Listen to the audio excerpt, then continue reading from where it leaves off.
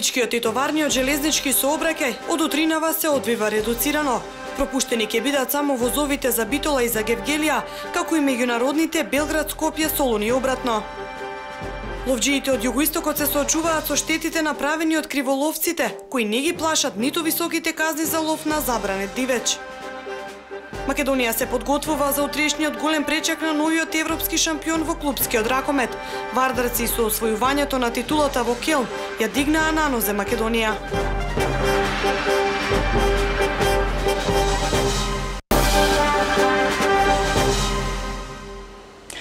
Централен дневник на телеканал А1 на почетокот од уште една работна недела. Ова беа топ 3 настаните на денот, а многу повеќе информации во продолжение. Македонскиот шампион Вардар синоќа го направи најголемиот успех во својата историја откако успеа да слави на завршниот ракометен турнир во Лигата на шампионите.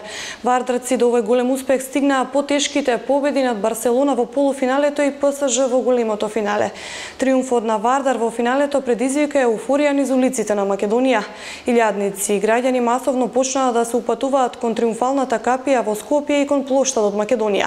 Низ скопските улици одекнуваа сирени од автомобили и се виореа македонските знамиња. Голем пречек за вардарци се организира за утре на градскиот плоштад во Скопје во 11 часот.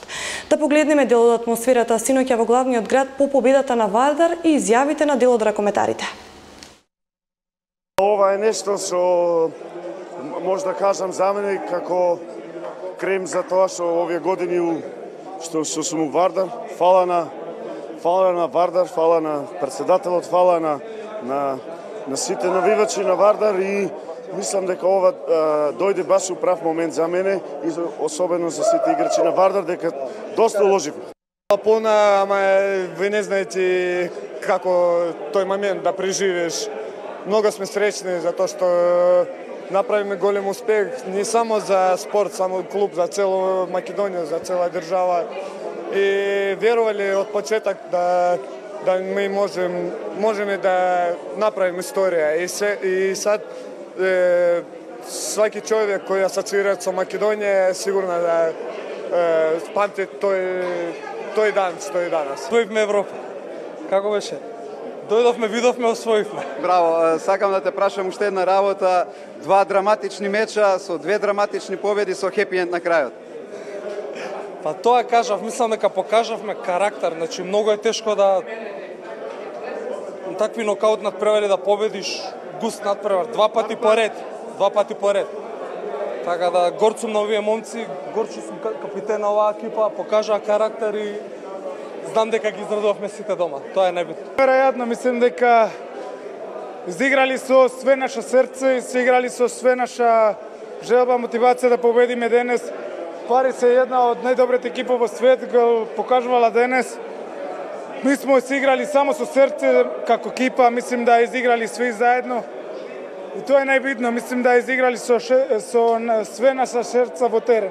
Чука очекува да играме како ние знаеме, што вчера не играме толку добар, првите 15 минути, денес очекуваме мижда. Подобро, се играл како треба да биде, ама бевме малку морни, ама до крај ние се играме како ние знаеме цела сезона и имаме титула. Тоа за вас значи победата на Вардар? Што значи? Тоа една се доживува сега и кој знае кога нареден пат. Голем успех. Се осреќа нека има и се за сите да се радува цела Македонија треба. Што може да донесе шампионската титула на младите во Македонија? Па што може да донесе? Да донесе појако првенство, да речеме, да има подобри клубови. За да имаме ваков успех. Прекрасно. Ова втор пат у живот го доживувам. Еднаш со Кометал и сега. Неописимо. Дечки, колку сте задоволни од прикажаната на Вардар во финале? Максимално, не може повеќе. Како го доживеавте последниот гол? Како секој македонец, среќно, радосно, не знам, исполнет. Што донесе оваа победа? Па мислам, донесе не само за мене, да сите искрени навивачи како на Вардара и за Македонија, голем публицитет во светот, не знам, се позитивно и се најдобро. Одлично, супер. Најмногу последниве 15 години редно беше.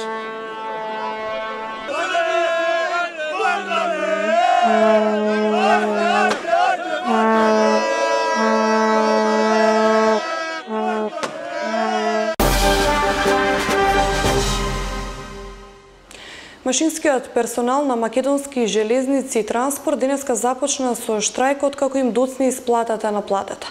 На југоистокот, поточно во Гевгелија, ќе биде пропуштен само еден воз кој сообраќа од Белград кон Солун. Колешката Гонце ги има информациите за штрајкот. 90 машиновозачи, околу 50 помошници кои го сочинуваат машинскиот персонал од македонски железници од денес повторно во штрајк. Од утринава редуцирано се одвива домашниот патнички товарен сообраќај поради прекинот на работно време.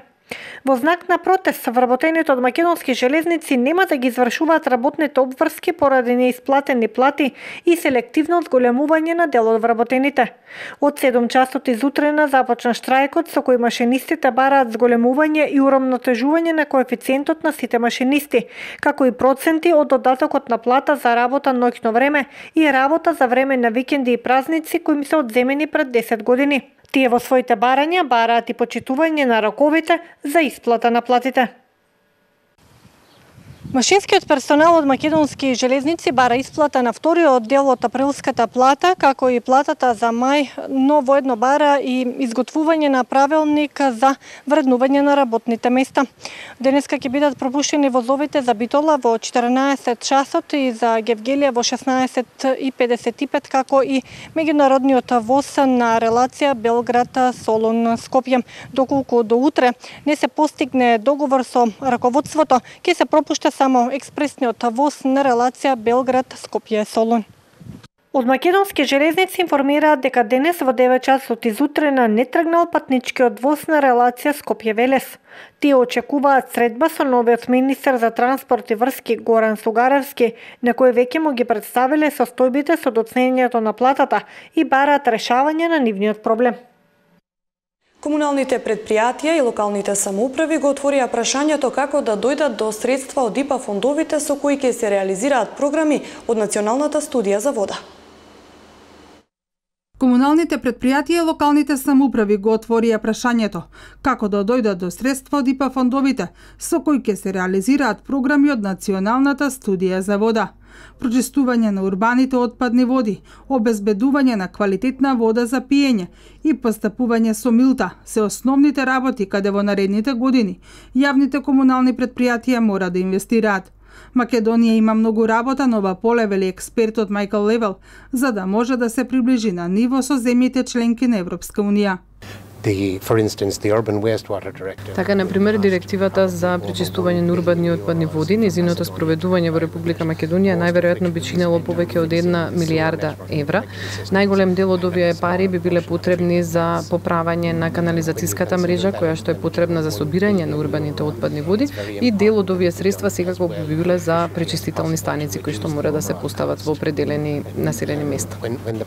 Имајќи ги предвид овие големи трошоци, затоа е многу важно сето ова да се направи колку што е можно поефикасно, со цел да не се креираат дополнителни трошоци, туку да се намали севкупниот трошок на спроведување на оваа директива.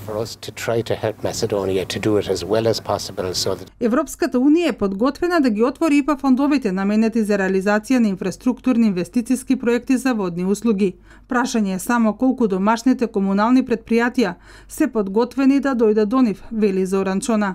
Идејата е да се запознат, повторно ќе речам, единиците на локална самоуправа и јавните предпријатија со чекорите кои треба да ги направат за да успеат да ги реализират тие пари кои им се надофат. Некако пред се за надградба на инвестиција на инфраструктурата која тие имат, бидејќи со годините уназад е во доста лоша кондиција, а воено и проширување на истото.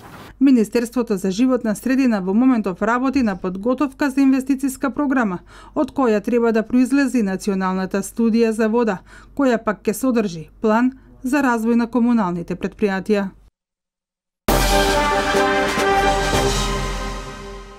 Зголемена е појавата на змии во парковите и местата каде што има трева. Предупредуваат лекарите, веќе се регистрирани случаи на каснување од змии, а ова затоплување дополнително ќе зголеми нивната појава, апелираат надлежните.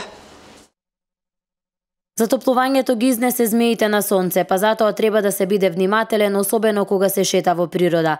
Змиите не напаѓаат доколку не се загрозени, а гризнувањата најчесто се случуваат кога човек ќе згазне змијата.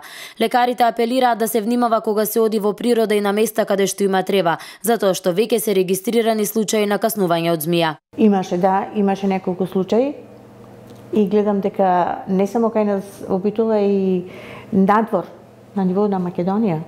Сето тоа го има. Затоа објаснуваат и педиатрите како да ги облекуваат децата, како да бидат заштитени кога се носат веќе на надвор, на ливада или независно каде во природа. Заради превенција, лекарите предупредуваат рекреативците во овој период да бидат повнимателни, особено ако шетаат низ шума или ливада. Тие истовремено им порачуваат на земјоделците, лозарите и сите што работат на нива да внимаваат на оној период од денот кога змиите се очекува да бидат активни. Особено внимание да обрнат родителите кои своите деца ги носат во парк. Што ми излегуваат во природа надвор, треба да бидат облечени со долги ногавици, да бидат заштитени, патичиња, чорапчиња, панталони долги, со долги ракави, за да може да не дојде инсектот директно во контакт со кожата на детето. Таа е заштитата, затоа што не можеме да внимаваме ние да не дојде до појава на крлежи или на змии. Викендов граѓани од Битола објавија на социјалните мрежи дека во градскиот парк виделе змија. Во овој парк фреквенцијата е голема, особено во летниот период, бидејќи доаѓаат родители со своите дечиња каде играат во тревата. Во Македонија повеќе од 100 лица годишно страдаат од каснување на змија. Мај, јуни и јули се месеците кога има најмногу каснувања од овие опасни влекачи. Македонија е една од ретките земји во светот каде регистрирани се 16 видови змии, 76% од вкупните видови на змии во светот. Ловот како дејност е широко застапена на југоистокот од земјава, но ловџиите многу често се соочуваат со штетите направени од криволовците. Иако казните се високи за лов на забранет дивеч, сепак тоа ниту ги спречува, ниту ги плаши криволовците. Југоисточниот регион од земјава изобилува со различни видови на дивеч, но високите парични казни не ги спречуваат криволовците да го ловат дивечот кој е забранет и заштитен со закон. Според Слободан Милошевски, председател на ловното друштво Орел подружница Валандово, забранет е ловот на срна, но и покрај тоа ловците се дрзнуваат да ги ловат. Кај нас застапена е срната и таа е забраната за лов, а казните се доста ригорозни и големи. Но тоа е апел до сите кои сакат да одат на лов на свиња, а сакат да се оснелат да пукат и на срна, казаните се доста големи, да не го прават тоа. Одговорност на ловџиите е да се грижат за загрозените видови на дивеч и преку нивните активности тие ги заштитуваат младите на дивечот од предаторите, ги потхрануваат во специјални хранилишта и организираат хајки против штетен дивеч. Како што вели Ѓорги Илиев, организатор на Кула Куп турнирот, активностите на ловџиите се поголеми кога не е ловна сезона. Во периодот во кој е ловот забранет, активностите се многу поголеми. Значи, сите ловци имаат обврска прво да го заштитиме дивечот, да дозволиме репродукцијата да се одвива непречено, предаторите кои сметат, кои се штетници и го напаѓаат полезниот дивеч, да ги отстраниме. Тоа значи во едно ловиште за ситен дивеч. Ловиште за ситен дивеч е ловиште каде се лови јаребица, фазан, зајак. А додека другите ловишта ни се поделени на крупен и на ситен дивеч. И во овоа ловиште, ако сите предатори ги исчистиме, тоа значи дека 400 до 500% популацијата на полезниот дивеч ќе се зголеми. Милошевски и Илиев велат дека постојано се соочуваат со штетите предизвикани од криволовците, но ниту предупредувањата, ниту високите парични казни не ги натерале да престанат. Храмот Свети 15 евреополски свештено-маченици заедно со стручни лица од музеот во Струмица ги отворија вратите до најстарата фреска во Македонија, сторија на телеканал 1. Општина Василево ја подобрува патната инфраструктура, велат локалните власти. Денеска заврши асфалтирање на улица Вангелци. Ангелци доби уште една асфалтирана улица. Екипите на изведувачот Жикол работеа на улицата долга 220 метри, а широка 4 метри. Парите за асфалтирањето во висина од 1.200.000 денари се обезбедени од општинскиот буџет. Она што значи реализацијата на општина Василево, реализацијата на програмата и буџетот на општина Василево, веќе денес привршуваме со изградба на уште една улица овде во населено место Ангелци. Имено се работи за улица во должина од 220 метри и ширина од 4 метри.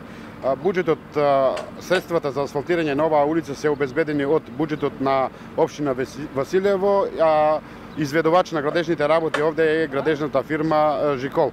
Сметам дека со ова и со темпото кое го имавме во изминатиот период и се она што значи распишување на јавни набавки, оваа година ќе продолжиме со истата динамика за реализација на целата програма на која е донесена од Советот на општина Василево. Стојанов додаде дека минатите 4 години општината добила над 40 километри локална патна мрежа. Секако дека во општинската администрација имаме податоци за тоа, ако сето тоа го земеме во обзир, асфалтирање на локалните патишта и локалните улици, односно средување на комуналната инфраструктура, имаме некаде над 40 километри асфалтирани вкупно улици и локални патишта, односно поврзување на населени места.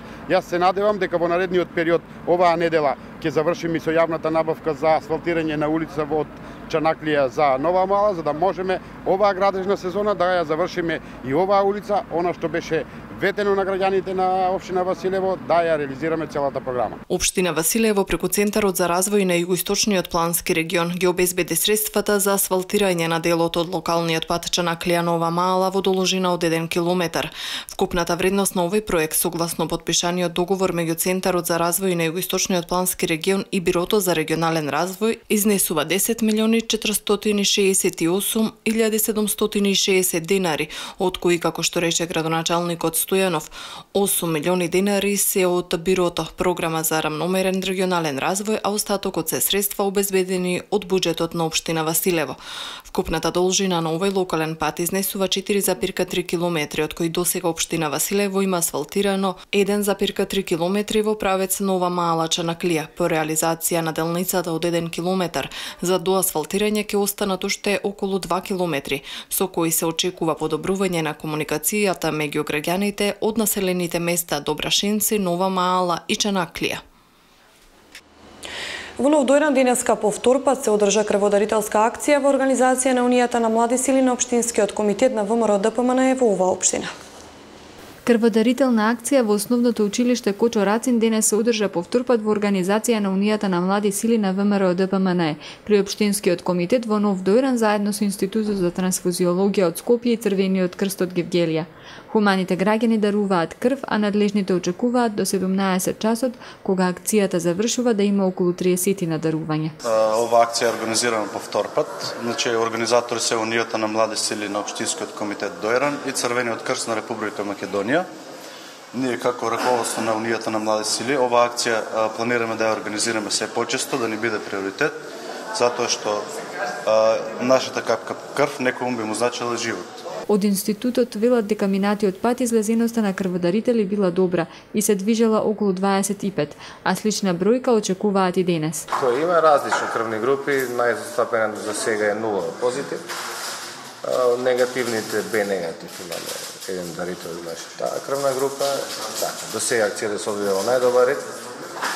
Се надевам дека показно ќе има повеќе, бидејќи луѓето се соврски на работа, така да ќе видиме во подоцнежните часови како ќе биде.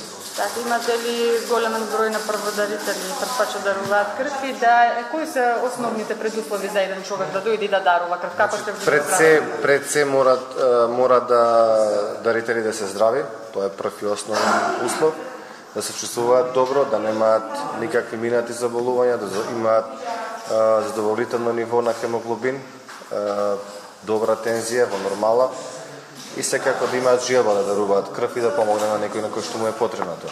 Освен во Дојран, редовни крводарителни акции се одржуваат и во соседните општини Валандово и Гевгелија.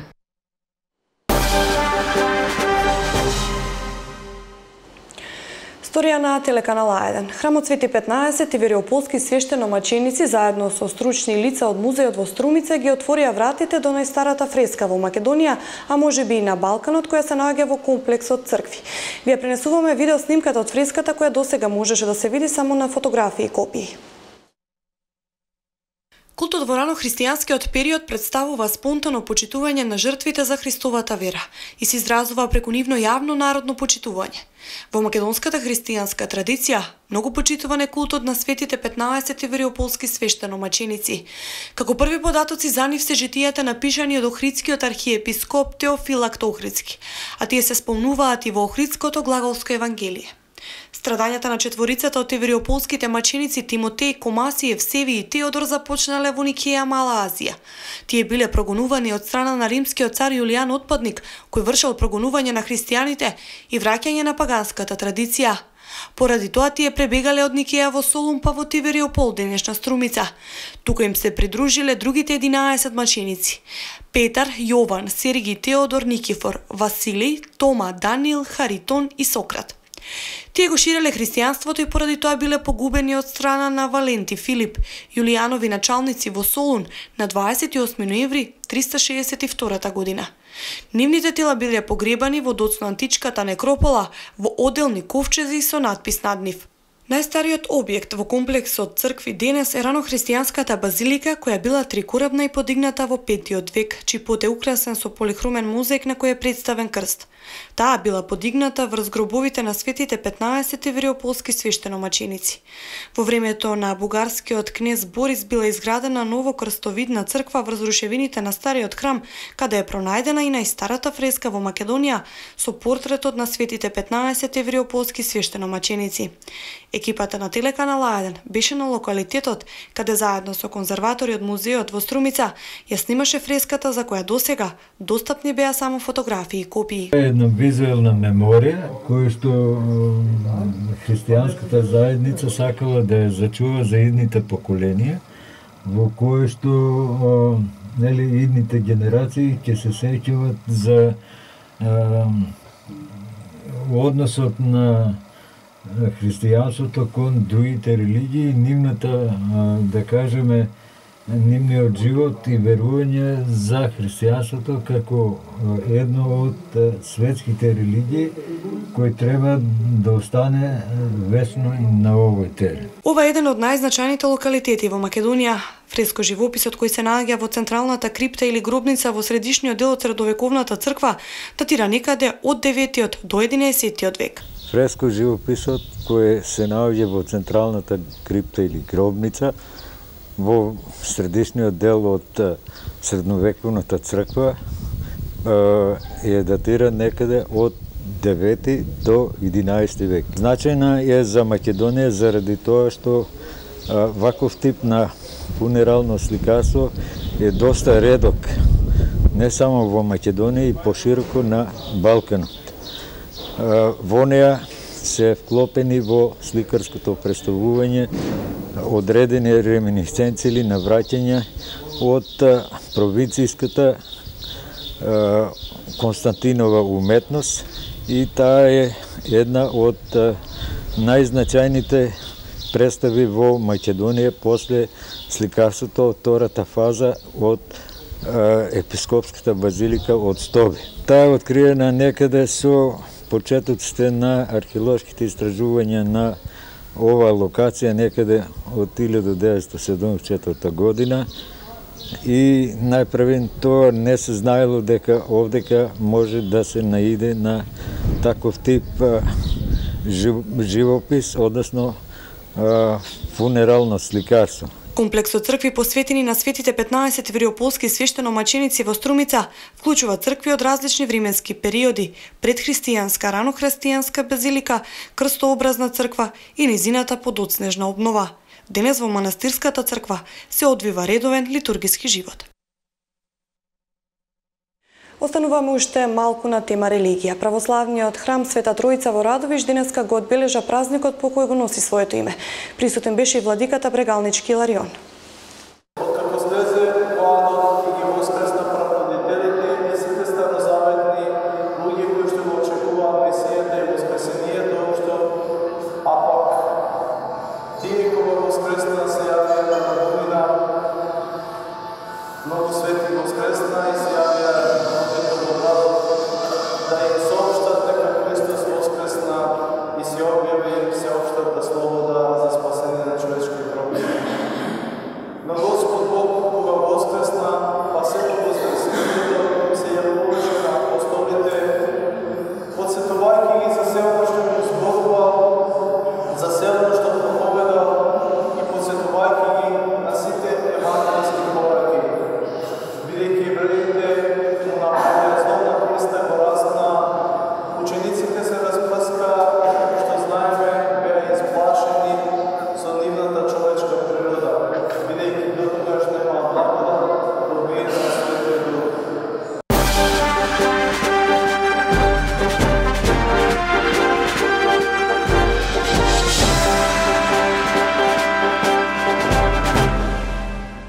Да го проследиме и прегледот на вестите од светот и регионот. 4 арапски земји утринава ги прекинаа дипломатските односи со Катар заради нивната поддршка на исламистичките групи и односите со Иран. Бахрейн, Египет, Саудиска Арабија и Обединетите арапски емирати соопштија дека ќе ги повлечат своите дипломати од Катар и дека ќе ги протераат катарските дипломати од својата територија. Арапските земји најавија и дека ќе го прекинат воздухопловниот и поморскиот транспорт, а Саудиска Арабија ќе затвори копнената граница со Катар, со што земјата ќе стане отсечена од останатиот дел на арапскиот полуостров. Милан Бандич го освои 6-тиот мандат за градоначалник на Загреб со освоени 51% од гласовите, додека Андро Крстулович Опара е новиот градоначалник на Сплит, покажуваат прелиминарните резултати од локалните избори во Хрватска. На градоначалничката позиција во Осијек останува досегашниот градоначалник Иван Вркич со освоени 62% од гласовите. Во Вараждин победи Иван Цехок. Дарио Хебак е новиот градоначалник на Бјеловар, додека на чело на Велика Горица ќе биде Дражен Баришич. Право на глас на локалните избори во Хрватска имаат 2.791.000 избирачи. Српскиот претседател Александар Вучич ќе разговара денеска со парламентарните партии за кандидатот за нов премиер, пишуваат српските весници. Освен партиите од власта, единствено Либерално-демократската партија потврди дека ќе учествува во разговорите, а веројатно шансата ќе ја искористи и Српската радикална партија, пишува весникот Вечерни новости. Весникот Данас пак пишува дека дел од опозицијата објавила дека ќе ги бойкотира разговорите со претседателот Вучич. Црнагора денеска официјално ќе биде примена во членство во НАТО. На церемонија што ќе се одржи во американскиот State Department, јави денеска црногорската државна телевизија. Според протоколот на церемонијата во Вашингтон, црногорскиот премиер Душко Марковиќ на американскиот државен подсекретар Томас Шанон ќе му ги предаде документите за ратификација на членството во НАТО, со што Црнагора официјално ќе стане 29-та членка на Алијансата. Ова беше и последната информација за денес. Останете со телеканал 1. Од мене пријатно.